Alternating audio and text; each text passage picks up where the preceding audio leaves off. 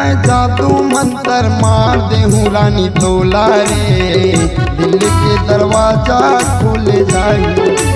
जादू मंतर मार दे बिटूरा मोला रे, दिल के दरवाजा नहीं खुले। मिली मौका मोला तब रानी, मिली मौका मोला तब रानी, और घर भीतर माँ जाऊँ, और घर भीतर माँ वो जाऊँ।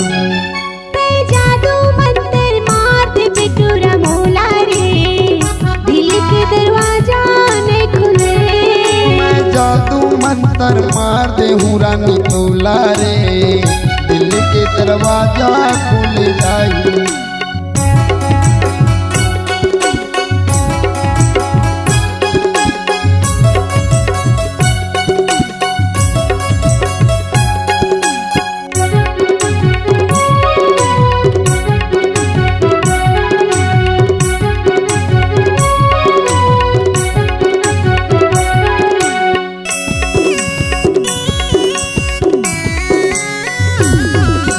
एको घड़ी तोला देखा नहीं था, मन बैरी माने वो नहीं।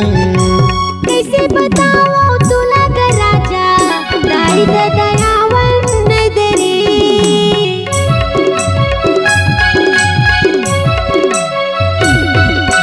एको घड़ी तोला देखा नहीं था, मन बैरी माने वो नहीं।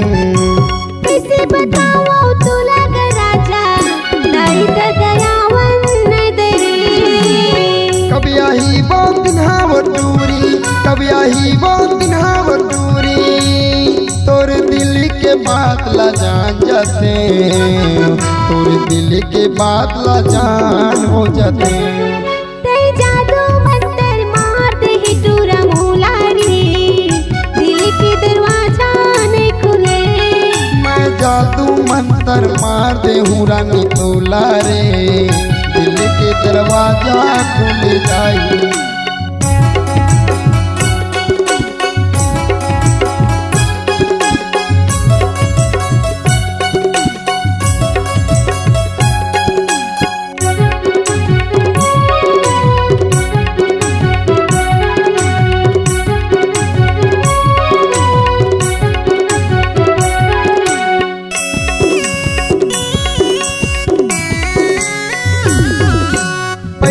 तोर हंसना बोलना मोला बड़ा सुरताया थे वो। ए भैया चल भाग चल निका, जिंदगी के सुख दुख ला बिताबो।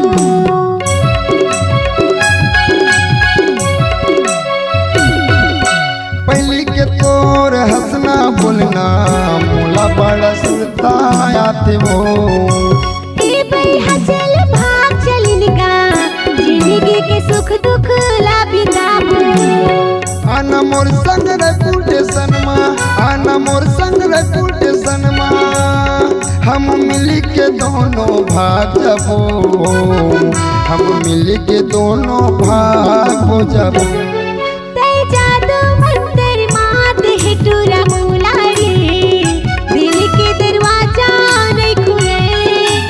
जादू मंतर मार दे हिटूरा मोला रे, दिल के दरवाजा नहीं खुले। मिली मौका मोला तब रानी, मिली मौका मोला तब रानी, और घर भीतर माँ जाऊँ, और घर भीतर माँ हो जाऊँ। जादू मंतर मार दे बिराजा मोला रे, दिल के दरवाजा खुल जाए। मैं जादू मंतर मार दे हूँ रानी तोला रे, दिल के दरवाजा खुल जाए।